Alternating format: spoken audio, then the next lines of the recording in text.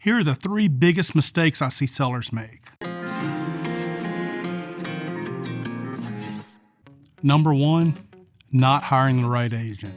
I'm sure you probably expected me to say that, not hiring the right agent, but here's where I'm coming from.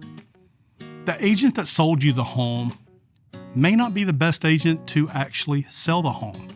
They're agents who really specialize in selling homes, from the marketing to the pricing to all the strategies and systems that go into it. You need to make sure when you're interviewing agents, you ask them, what is your ratio on working with buyers and sellers? How many sellers do you work with over buyers? You're going to want to hire an agent who is more weighted working with sellers than they are with buyers because they know what it takes to get a home sold. Number 2, not preparing the home for sale. Sometimes it's hard for an agent to really get the seller to understand that spending just a little bit of money or putting a little bit of effort into the home will lead to very big returns. You know, one of the features that I offer my sellers is a design consultation.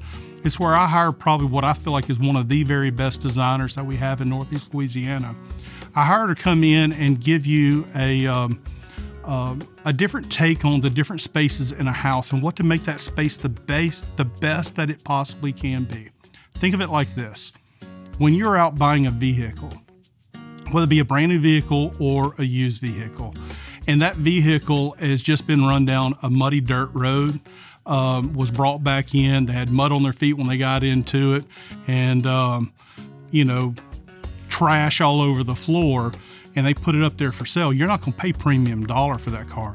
But if they just would have taken and washed it, if they would have cleaned all the trash out of it, made it smell a little bit better, you probably would have been willing to pay more.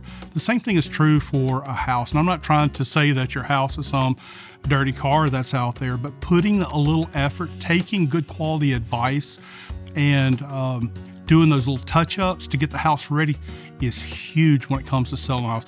It'll reduce the days on market and will increase the overall price point of the house. Number 3, not pricing the home correctly.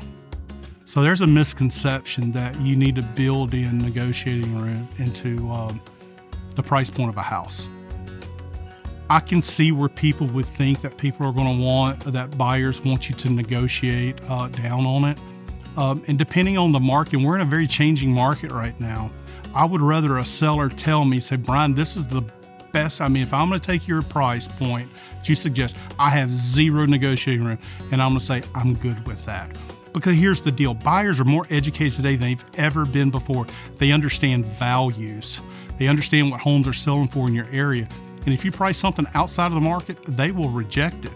And the only way to get them re-engaged again is to start reducing the price. And in most cases, you'll end up having to reduce the price of the house less than what I recommended to begin with, just to get people interested in it again. And then they're going to expect some negotiation on top of that. So pricing it right off the bat will make you more money in the end, and it is proven.